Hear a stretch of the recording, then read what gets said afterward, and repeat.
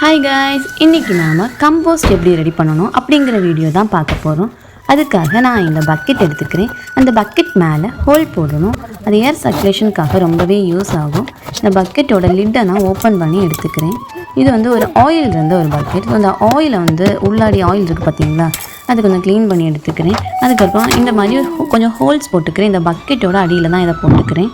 இந்த பக்கெட்டோட கீழே எதுக்காக இந்த ஹோல் போடுறோம் அப்படின்னா, இதிலேருந்து வர லிக்விட் வேஸ்ட்டை நம்ம கலெக்ட் பண்ணணும். அதுக்காக தான் நான் இந்த ஹோல் போட்டேன். அதுக்கப்புறம் நம்ம என்னென்ன தேவை அப்படிங்கிறத பார்ப்போம். கொக்கோபீட் தேவைங்க, கொக்கோபீட். அதுக்கப்புறமா கிச்சன் வேஸ்ட் கொஞ்சம் நம்ம எடுத்துக்கிறோம். அதுக்கப்புறமா நான் இது கர்ட் எடுத்துக்கிறேன். ஸோ நான் ஃபஸ்ட்டு இந்த கொக்கோபீட்டை ரெடி பண்ணி எடுத்துக்கிறேன். கொஞ்சம் தண்ணி விட்டு ரெடி பண்ணி எடுத்துக்கிறேன்.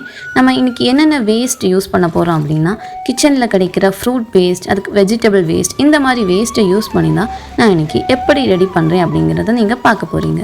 கொஞ்சம் கொக்கோபீட் எடுத்துக்கிறேன். ஒரு 3 கைப்பிடி அளவு கொக்கோபீட் எடுத்துக்கிறேன். அதுக்கப்புறமா எனக்கு கையில் கிடச்சிருக்க இந்த வேஸ்ட்டெல்லாம் இதில் போடுறேன். அதுக்கப்புறமா நான் என்ன ஆட் பண்ணுறேன் அப்படின்னா, கர்டு தாங்க ஆட் பண்ணுறேன்.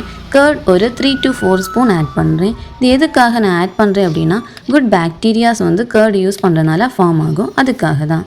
அதுக்கப்புறமா இந்த வேஸ்ட்டை நம்ம கொஞ்சம் மிக்ஸ் பண்ணி எடுத்துகிட்டு இந்த லிட்டால் க்ளோஸ் பண்ணி ஒரு ஸ்டாண்ட் மேலேயே வைக்க போகிறேன். இந்த ஸ்டாண்ட் எதுக்காக இந்த மாதிரி ஸ்டாண்ட் எடுத்துக்கிறேன் அப்படின்னா, லிக்விட் வேஸ்ட் எல்லாம் கலெக்ட் பண்ணுறதுக்காகங்க.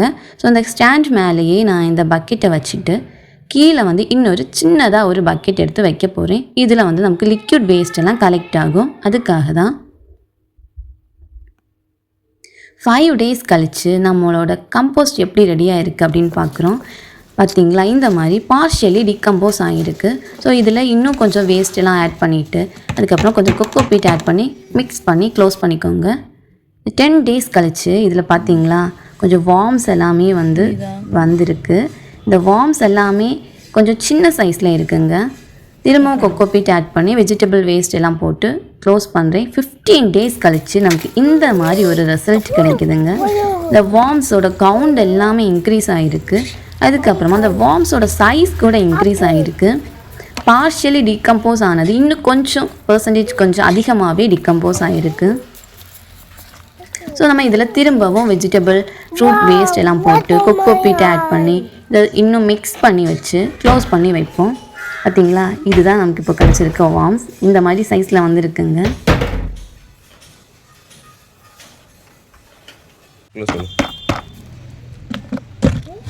இதில் கிடச்ச லிக்விட் வேஸ்ட் தாங்க இது.